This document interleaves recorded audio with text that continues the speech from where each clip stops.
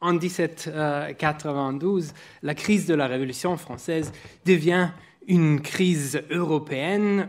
Ceux qui pensaient jusqu'alors que la Révolution n'était qu'une crise constitutionnelle et donc une affaire interne à la France ont été détrompés au plus tard avec la déclaration de guerre à l'Autriche en avril de cette même année. Et en mois d'août survient la chute de la dynastie européenne dont le règne avait longtemps témoigné de la grande capacité des monarchies à former des États stables et puissants. Les idées sur lesquelles la Révolution est basée entraînent également une crise fondamentale des systèmes politiques monarchiques bien au-delà de la France. Dans ce contexte, il n'est pas étonnant que les ennemis de la Révolution française instrumentalisent la peur du bouleversement politique comme point de ralliement. Mais dans quelle mesure la fondation de la République est-elle perçue comme une crise même aux marges de l'Europe?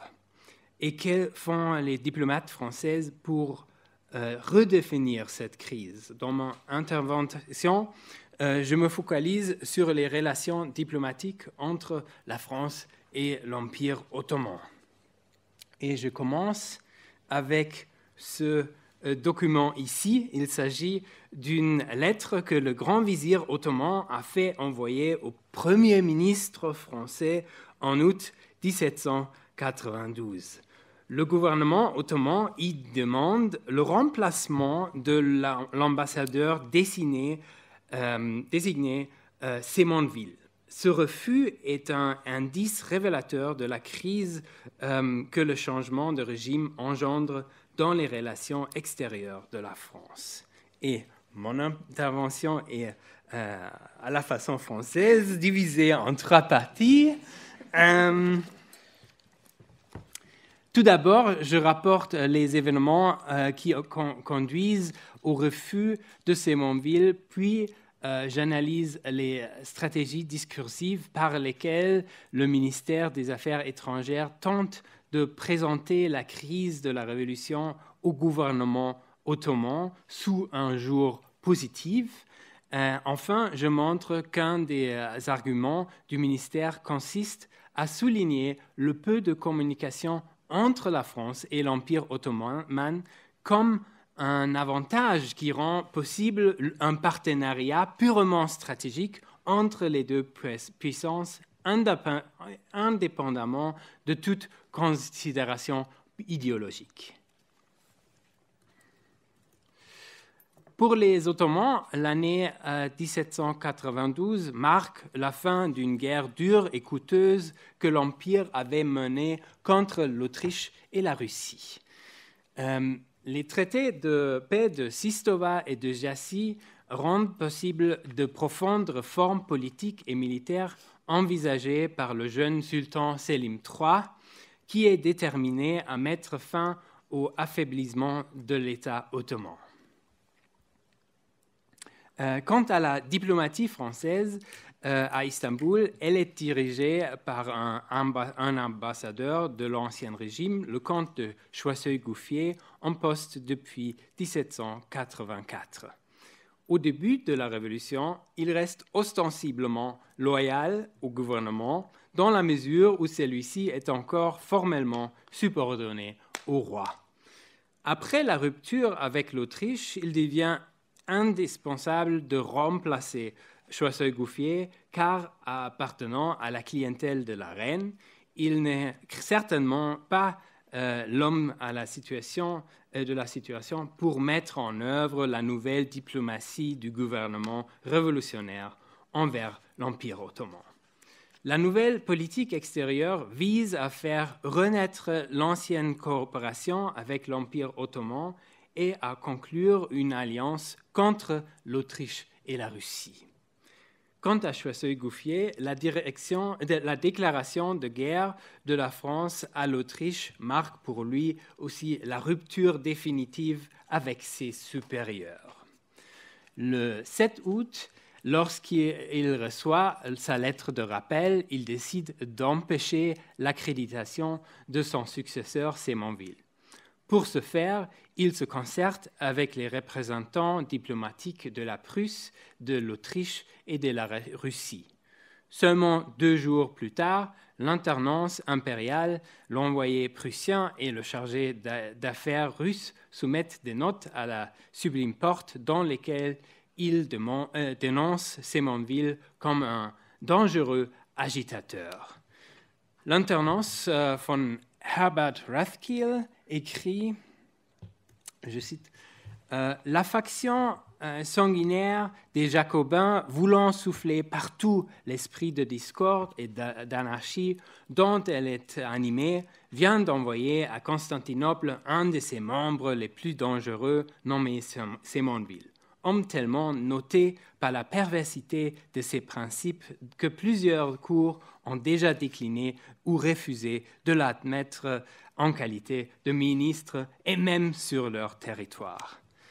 Les projets exécrables de cet émissaire, connu à la cour impériale et royale, ne tendent à rien moins qu'à renverser l'harmonie parfaite, si heureusement rétablie entre les deux empires, pour préparer une diversion favorable à des ordres de scélérats que Sa Majesté impériale, avec ses augustes alliés, travaille à mettre hors d'état de bouleverser l'Europe entière.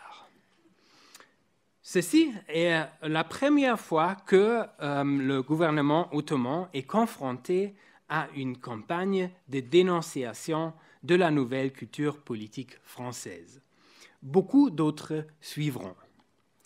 Cette campagne vise ostensiblement à discréditer un diplomate français, mais elle s'attaque également à l'ensemble du nouvel ordre politique français.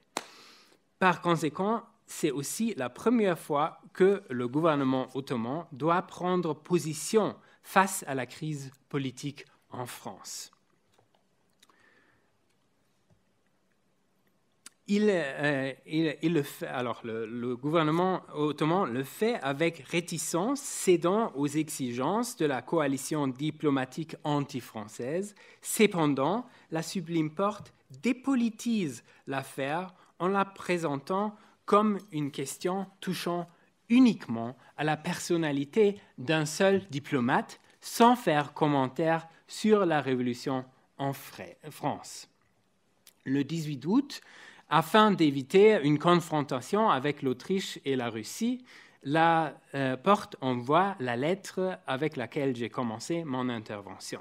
Dans cette missive, le grand vizir fait l'éloge de l'amitié ancienne entre la France et l'Empire ottoman et il souligne l'importance du rôle des ambassadeurs en remarquant que, je cite, « Considérant que le dit Sémonville s'est permis des actes peu mesurés, on sent bien l'inconvénient qu'il y aurait à confier à des gens si peu maîtres d'eux-mêmes les affaires si importantes de l'ambassade. » Ainsi, Choiseul-Gouffier garde son poste pour le moment, mais cela dure seulement jusqu'au 14 septembre, date à laquelle la nouvelle de la journée révolutionnaire du 10 août arrive à Istanbul. L'ambassadeur annonce alors sa démission au gouvernement ottoman. Le comte de Choiseul-Gouffier vient de recevoir la confirmation des affreuses nouvelles qui avaient déjà transpiré. Les plus grands forfaits ont été commis dans sa malheureuse patrie par une horde de scélérats qui la déchire et la déshonore depuis 3 années. Le plus ancien allié de la Sublime Porte est aujourd'hui captif entre les mains des rebelles. Fidèle jusqu'à la mort à la sang de ses maîtres et à l'ancienne constitution de l'Empire français, le sous-signé ne croit pas devoir prolonger l'existence d'un pouvoir qu'il tenait de son souverain, alors libre, alors tout-puissant. La crise est alors totale pour la diplomatie française à Istanbul. Jusqu'au 7 juin 1790, 1793, la République n'a aucun représentant diplomatique en poste dans la capitale ottomane. Malgré ces grands bouleversements au sein du gouvernement français, le ministère des Affaires étrangères à Paris ne reste pas inactif pendant la seconde moitié de 1792. Des solutions à la crise diplomatique concernant l'Empire ottoman sont discutées. À Paris, on suppose que c'est l'ignorance des Ottomans quant aux véritables raisons de la Révolution et aux intentions de la France révolutionnaire envers l'Empire ottoman qui a conduit au rejet de l'ambassadeur Sémonville. Ainsi, on trouve dans les archives du ministère des Affaires étrangères pour cette époque de nombreux projets de lettres diplomatiques et des projets d'instruction aux diplomates qui donnent des informations précieuses sur les stratégies d'argumentation discutées au sein du ministère afin de mieux communiquer sur la Révolution et sur la nouvelle politique étrangère de la République. En même temps, ces brouillons témoignent de la volatilité de la situation politique à Paris et des grandes difficultés rencontrées par le ministère pour faire fonctionner son appareil diplomatique. Suite aux démarches antirévolutionnaires à Istanbul, le ministère prend conscience de la nécessité de fournir un récit explicatif de la Révolution. Sinon, ses adversaires se chargeraient d'en faire l'interprétation qui leur convient. Un exemple particulièrement intéressant d'une telle tentative d'explication est un projet de lettre de réponse au grand vizir.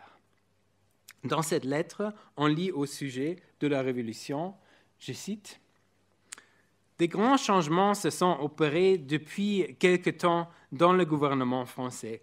Et comme les ennemis de la France se sont efforcés de présenter ces changements sous des couleurs les plus odieuses, nous croyons devoir avant tout, magnifique Seigneur, vous exposer avec franchise les motifs puissants qui les ont déterminés et nous osons croire que la sublime porte n'apprendra pas sans intérêt les avantages inappréciables qui doivent en être la conséquence.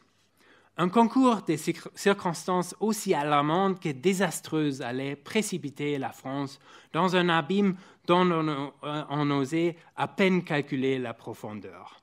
Depuis longtemps, la faiblesse, l'insouciance et les déprédations d'un groupe corrompu avaient porté le désespoir dans toutes les branches de l'administration. Telle était la situation de la France lorsque la nation, indignée de l'état humiliant dans lequel on l'avait réduite, osa concevoir le vaste projet d'une nouvelle constitution en changeant la forme de son gouvernement. La mémorable journée du 10 août vit à la fois disparaître les dangers qui menaçaient la capitale et les lâches conjurés qui avaient médité sa perte. Bientôt, le peuple français se lève tout entier, une convention nationale est assemblée, et tandis que nos armées victorieuses chassent hors de la France et jusque sur leur territoire les armées combinées de nos implacables ennemis, la convention nationale fait proclamer dans tout l'Empire l'abolition de la royauté et l'érection du gouvernement républicain. Dans ce projet de lettre, la Révolution est présentée en premier lieu comme une réaction aux intrigues de la maison d'Autriche. La lettre souligne que le nouveau gouvernement est stable parce qu'il représente la volonté de 25 millions de Français. La stratégie de communication de cette lettre présente donc la Révolution pas comme une crise, mais comme le dépassement d'une crise. Elle souligne surtout les implications de la Révolution pour les relations internationales. La rupture de l'alliance autrichienne permet désormais de faire renaître l'ancienne alliance franco-ottomane. En se concentrant sur la politique internationale, la lettre évite d'aborder plus en détail le changement de système politique. Ainsi, elle tente de passer sous silence la différence fondamentale entre les systèmes politiques de l'Empire ottoman et de la République révolutionnaire. Même si cette lettre n'a jamais été envoyée au grand vizir, elle n'en reste pas moins un exemple très instructif de la stratégie de communication envers l'Empire ottoman qui a été conçue au sein du ministère des Affaires étrangères. Ce projet de lettre semble fortement discuté dans les bureaux du ministère. Dans les archives, on trouve par exemple le commentaire d'un citoyen Tilly qui fait la proposition suivante. En parlant de la royauté, on pourrait dire, pour en justifier l'abolition en France, que la religion des chrétiens a pour base l'égalité et l'humilité incompatibles avec le pouvoir et la pompe des rois.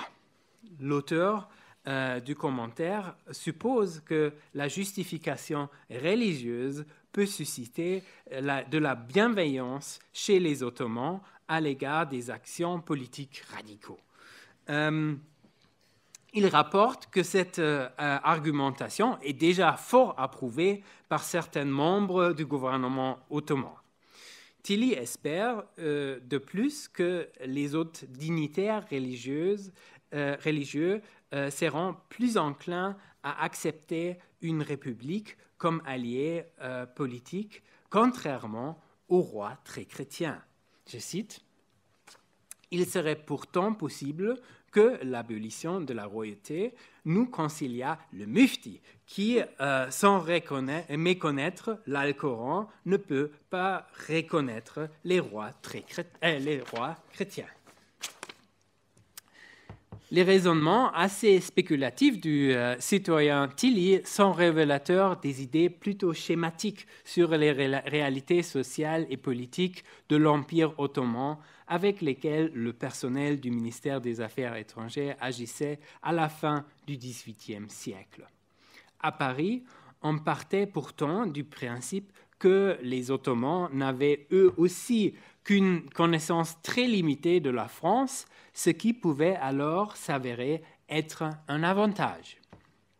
Pour les Français, le fait que l'Empire ottoman se trouve à la périphérie géographique de l'Europe et aux marges de la société de princes donne lieu à l'espoir que cet État puisse être le premier à reconnaître officiellement la République.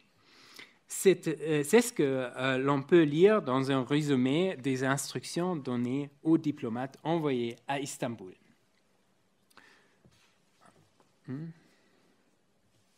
Voilà. Il est naturel que cette reconnaissance se fasse par une puissance amie et qui peut alléguer que sa position géographique seule suffit pour la rendre plus indifférente sur la forme de notre gouvernement.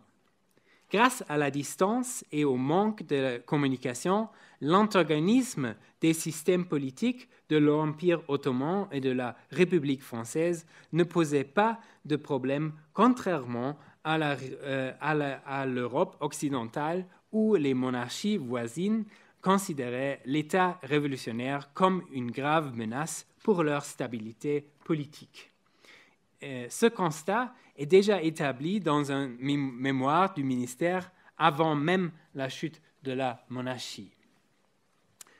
Or, quelque incompatibilité qu'il y ait entre le gouvernement français et celui de l'Empire ottoman, il n'est pas impossible de rapprocher ces deux cours de manière à faire revivre l'ancienne amitié qui régnait entre elles. Le grand seigneur n'a pas, comme les puissances d'Allemagne, les mêmes raisons de craindre que le système du gouvernement français se propage dans ces États. l'éloignement de ces mêmes États, la différence des langues, le caractère des mœurs, les habitudes, enfin les peu de relations qu'ont les Mahométans avec les Européens seront toujours de grands obstacles à cette propagation. Il est intéressant de noter que presque les mêmes mots se trouvent après la chute de la monarchie dans les instructions d'un envoyé extraordinaire destiné à négocier sur place l'arrivée de l'ambassadeur Sémonville. Je cite, « L'envoyé de la République s'appliquera surtout à rassurer que le système de liberté que la nation française vient d'adopter ne se propagera dans les États du grand seigneur. L'éloignement de ces mêmes États, la différence des langues, le caractère, les mœurs et les habitudes des musulmans, enfin le peu de relations qu'ils ont avec les Européens seront toujours des obstacles insurmontables à cette propagation. » Le caractère universel des idées politiques de la Révolution française, nié ici par des diplomates du gouvernement révolutionnaire, parvient néanmoins à s'imposer sur les territoires de l'Empire ottoman quelques décennies plus tard. Il est cependant intéressant de voir qu'il s'agit ici de rassurer le gouvernement d'un État considéré despotique en soulignant que l'on n'a pas l'intention d'exporter des idées révolutionnaires. À la même époque, à savoir le 19 novembre 1992, la Convention nationale déclare dans un décret célèbre qu'elle accordera fraternité et secours à tous les peuples qui voudront recouvrer la liberté. Mais il semble que ce décret ne devrait pas inquiéter les despotes amis de la France. Et sur cette pensée, je vous remercie de votre attention.